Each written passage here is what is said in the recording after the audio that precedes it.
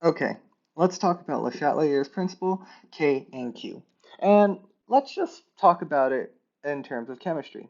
When we normally do a reaction, we may have something like we may have a one directional reaction where we have where it just reacts one way, it reacts completely, and we don't have to think about it.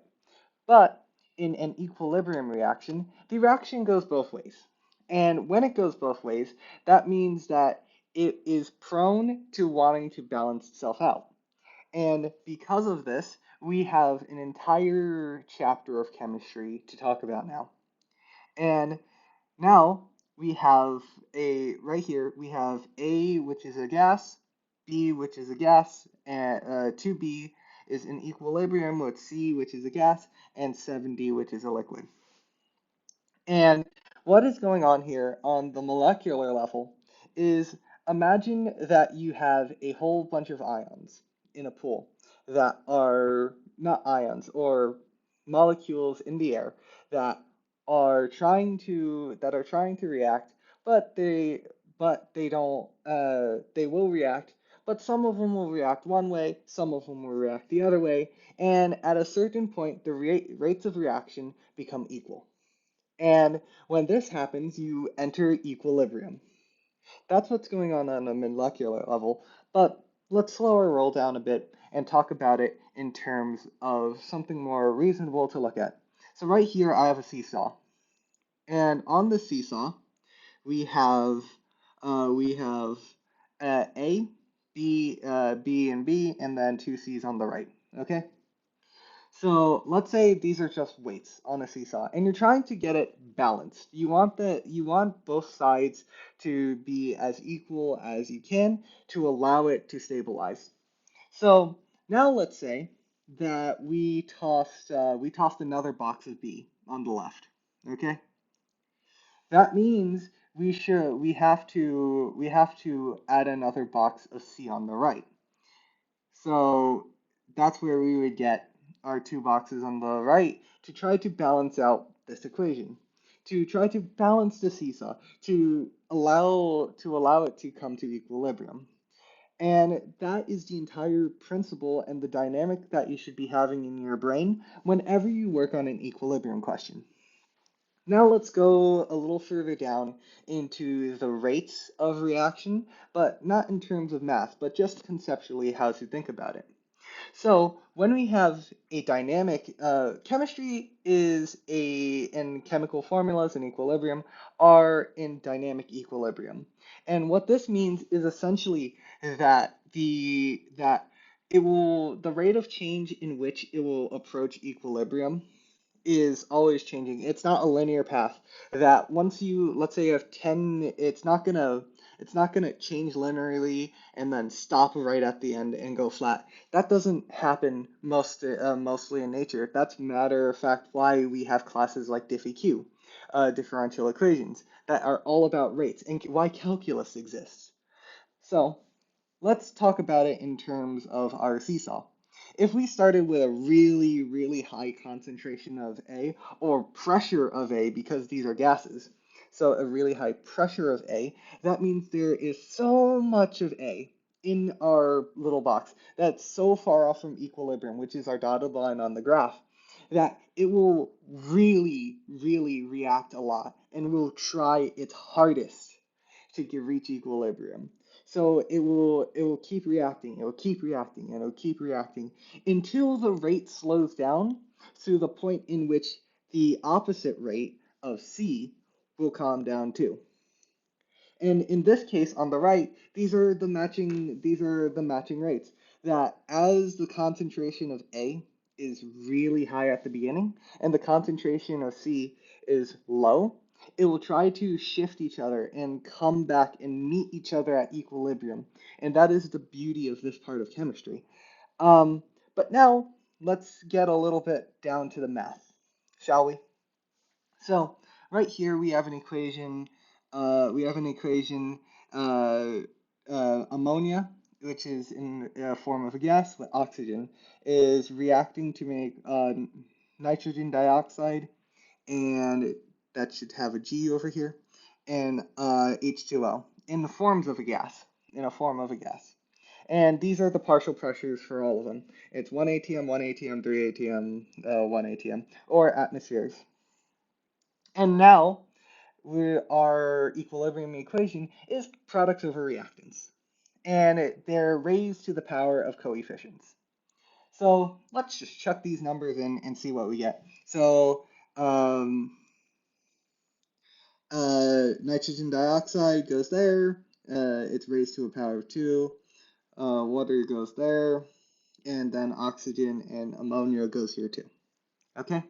This equation, this reaction may not actually be an equilibrium reaction, but in terms of this, we're going to keep it as is. Okay? And we want to calculate Q. And we calculate Q just as if we were just as if it was K. And now we get that our Q was 9.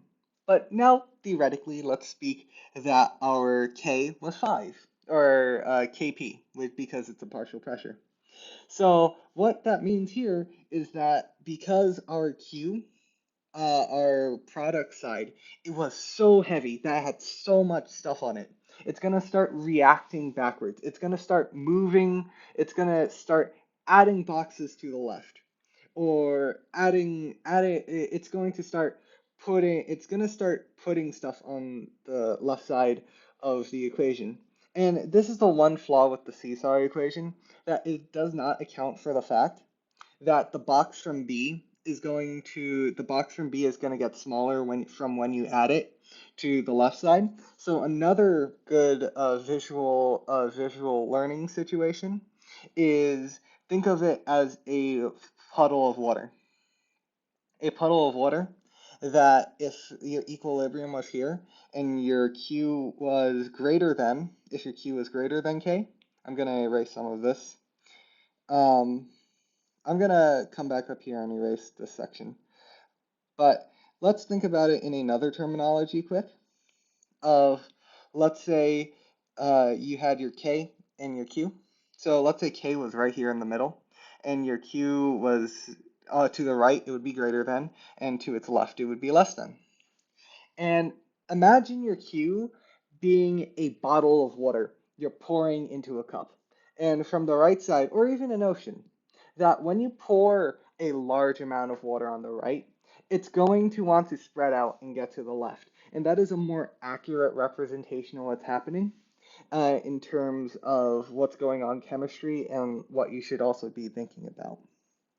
Um, Now let's get to rice tables really quick. So in the same equation, we're going to, let's say we want to calculate how much of this is going to be used to be able to shift back to equilibrium. And for this, you make a rice table. So we have I use rice tables. Some people use ice tables. I just like having the reaction up top. It makes me feel more clear. So we have our N2, so we have our nitrogen, not our nitrogen, our ammonia, our oxygen, our nitrogen dioxide, and water up top. We have their initial pressures up here too, ATM, all around. And then we have our change. And how do we pick our change? Do we just say everything's X? No. You do it based off of our equations. So our equations above. And how I did it is I did plus x on everything that was a 2, plus or minus x depending on which side of the equation you were on, and I did a 3 over 2x for H2O because it is based off of the coefficient at the equation. So if everything was 1 and H2O was still 3, it would be 1113, or so it is based off of what your equation is, and just try to find an easy reference point. If any of the molecules start off with 1, just take the coefficients, just drag them down to the x and power through the math. And then we write our equilibrium equation, which is 1 plus x, 1 plus x, 3 minus x, 1 minus 3 over 2x. Um, and we set them equal to each other. You do the math to try to figure out where exactly it will to figure out it. And then there's two ways of doing it. One of them is once you get your quadratic equation, just shove it into the quadratic formula, which is a common way. But if you're not sure if your quadratic formula is right, take your graphing calculator has a function that when you plot it, there is a trace function where you could see where the x intercepts are, aka zeros. And because of this, you can just say, oh, that's 0, 1, that's 0, 2. Which one do I like? Because we are not mathematicians here. We're not testing your math skills, and in the real world, no one's ever going to give you a math test. We're testing how well and how quickly you could get to your answer, and how well you could use those concepts to help figure out problems as engineers and as people should.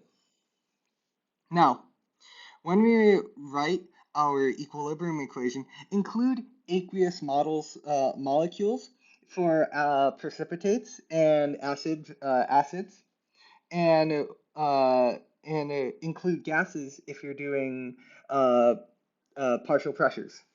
And anything other than those, solids or liquids, are most likely not even going to be part of the problem.